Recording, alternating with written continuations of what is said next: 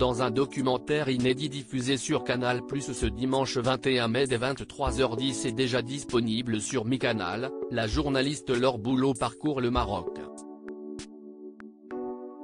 L'ancienne footballeuse professionnelle fait découvrir les dessous d'un pays en pleine expansion footballistique et en profite pour se confier sur son avenir à Télé Loisirs. Hakim Ziyech, Achraf Hakimi, Asdi Nounahi. Après une Coupe du Monde 2022 réussie malgré une élimination en demi-finale, le Maroc a fait rêver la planète football.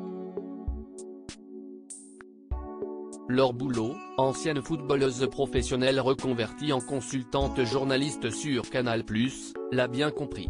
Elle l'avait même presque prédit. Je voulais aller tourner là-bas avant même ce beau parcours, affirme-t-elle.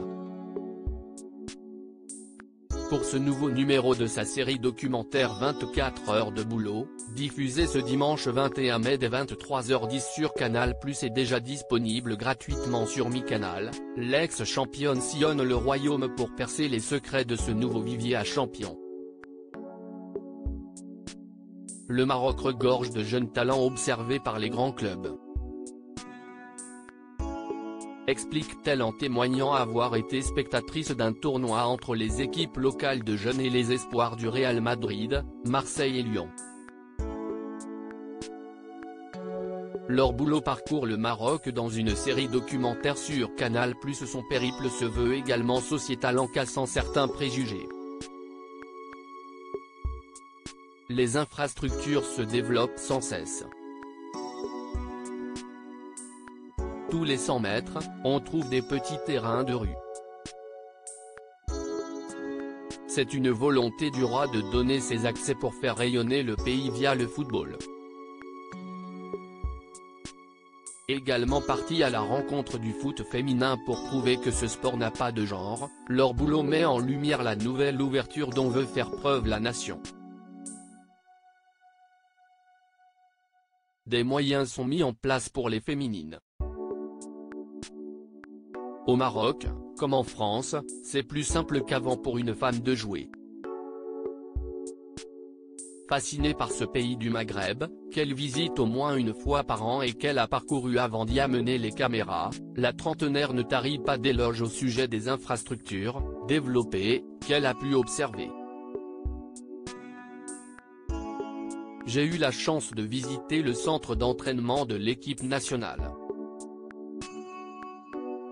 Il n'a rien à envier à celui de Clairefontaine, le camp de base de l'équipe de France, note de la rédaction. Après 24 heures de boulot, la consultante sportive souhaite s'épanouir au-delà du football afin d'aérer son documentaire. L'ancienne joueuse du PSG rejoint certains acteurs qui font le football sans le ballon, comme Édition, qui s'est attelé à peindre les visages de certains joueurs et du sélectionneur Walid Regragui sur les façades d'immeubles. La première fois où j'ai été dans les rues de Casablanca, j'ai vu une immense fresque semblable à celle de Zidane à Marseille, se remémore-t-elle, encore époustouflée par la beauté de ses portraits, c'était monumental.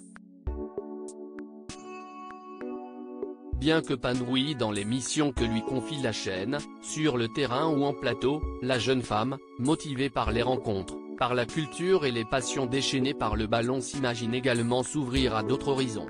Peut-être même loin de sa spécialité. J'aimerais peut-être un jour m'éloigner du sport et faire des choses où je m'éloigne de ma zone de confort et de mes compétences, affirme-t-elle tout en précisant qu'elle ne se voit pas loin de Canal+, la chaîne qui lui a fait confiance et pour laquelle elle éprouve une grande loyauté.